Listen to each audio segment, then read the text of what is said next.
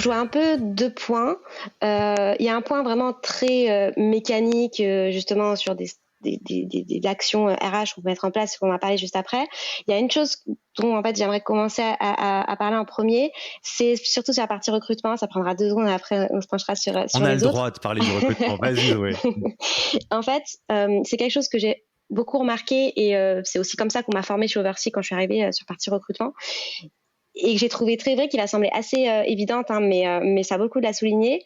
C'est nous, en tout cas chez Oversea, la manière dont on va former les TAM et la manière aussi dont on va choisir les TAM, c'est d'avoir cette capacité à identifier les attentes des candidats, les drivers des candidats de manière très vraie et très pragmatique pendant le recrutement du coup, et d'être en capacité de travailler du coup l'adéquation entre ces drivers là et ce que nous, en vrai, on est capable d'offrir. Parce que, enfin, c'est bête et méchant, mais moi, ce que j'ai remarqué chez Oversea, c'est quand je suis arrivée, c'était que les gens étaient tous là pour une même raison que je vais citer juste après.